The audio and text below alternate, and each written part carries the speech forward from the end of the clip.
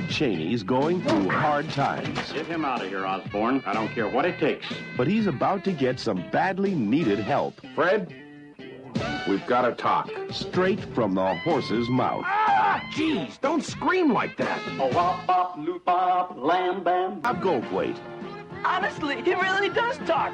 Hi, Elsa. It's a pleasure to meet you. Dabney Coleman. And the ultimate party animal, Don. Hoops don't fail me now. In Hot to Trot. A womp bam a loom off a lop bam boom. Thank you. We're out of here. Hi, I'm the Pony Fanboy. I fanboy over ponies and you just listen, and you probably thought this was a Blockbusters video. Well, it's also April Fool's Day, so looks like I'm reviewing this movie instead of Adam Sykes of the Blockbusters show. The movie we're going to be talking about today is 1988's Hot to Trot. This movie is what most people would call a screwball comedy, and that it's about a wacky premise, and that is it's about Bobcat Goldthwait and a talking horse. Kinda like that other movie Adam reviewed on the Blockbusters show. It's a talking pony, or no, I'm sorry, the actual title of the film. Horatio, a talking horse. Except this movie wasn't directed by someone who also directs softcore pornographies. No, instead it was just some movie that was made for the comedic actor at the time, Bobcat Goldthwait. Bobcat Goldthwait is a guy who has a really down-on-his-luck job. His boss really doesn't seem to like him, and his boss is played by Dabney Coleman. He ends up coming across a talking horse played by John Candy. And by talking horse, I mean they attached some strings to his gums and then moved them up and down every so often. So it didn't really look like the horse was talking, but rather it looked like they were just moving the horse's gums up and down very poorly. From there, it's your typical goofy buddy comedy. There's a love interest who thinks that he's crazy because he keeps saying that the horse can talk, but nobody else could hear the horse talk except for Bobcat Goldthwait. There's a part where they meet the horse's family, and for some reason one of his brothers acts like Curly from the Three Stooges. His dad is played by Burgess Meredith, and his father ends up dying in a very serious scene, which felt a little bit uncomfortable because,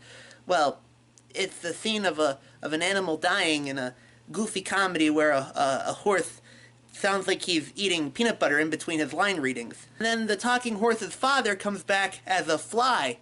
And there's a bunch of references to this movie. I don't know if a lot of people have heard of it. It's a movie called The Godfather. There's also a scene where the horse has a house party and invites a bunch of other animals, and there's a housemaid who sees all the animals and she runs out screaming, and there's a giant inflatable sex toy horse there as well. Ultimately, the movie comes down to Bobcat Goldthwait investing in some bad stocks, and then he's going to have to win all that money from his evil boss by getting into a horse race, and of course, with Don's talking abilities, he's able to trick some of the other horses and get ahead, and he wins by a tooth. A tooth that is a very critical plot point that was established in a previous sequence where the horse goes to see a dentist played by Gilbert Gottfried, and the dentist gives him a diamond on his tooth. And so Don the talking horse wins the race, Bobcat gets the money and beats his evil boss and gets the girl in the end, and that was Hot to Trot. I just gotta say, as a huge admirer of equine myself, I just gotta say this movie, it's not really my thing, you know, it wasn't MLP, it wasn't Equestria Girls, it wasn't the My Little Pony movie or anything like that,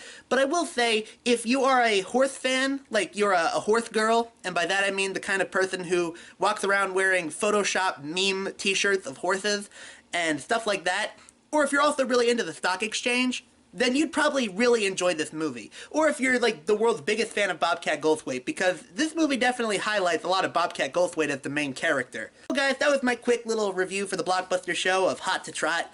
I'm going to be doing a Pony Fanboy reads of a DeviantArt story in a little bit. I'm not sure when that's going to be posted, but it's definitely going to be up sometime this month. Now, in all seriousness, if I were to compare this to another movie we reviewed for Blockbuster Show, I would say it's kind of like Under the Rainbow, because it's that screwball 80s comedy where there's lots of goofy sound effects and everyone's acting like they're out of a Looney Tunes cartoon, but in live action, and not a very good one either. Except it's not as offensive as Under the Rainbow, because Under the Rainbow, the only joke in that movie was, isn't it funny? Isn't little people running around and destroying movie sets funny? This movie's only crime that's similar to that is that it's a stupid screwball comedy from the 80s that's just relying on its goofy premise and nothing more. And unless you really like Bobcat Goldthwait, yeah, everyone in this movie is either incredibly boring, over the top, and way too hammy, and I gotta say, the horse gives probably the best performance, and even then, John Candy's voice as the horse he didn't even sound like he cared. There's one scene where it sounds like he was just not caring while reading his lines. He just started eating peanut butter. I guarantee you the people that made this movie would probably try to cover that and be like, oh, no, it was because the horse was licking his lips and we wanted to match the voice. No, I don't buy that for a second. Anyways, guys, yeah, April Fools. There's going to be another Blockbusters review in a couple of days. So hopefully sometime next week. The two movies that we're going to be reviewing for the rest of Blockbuster show this month are Catwoman and Garfield the movie. So look forward to that. So sexy. She wants to know what it's like to face somebody during sex. Whoa! That it'll bring out the animal in you.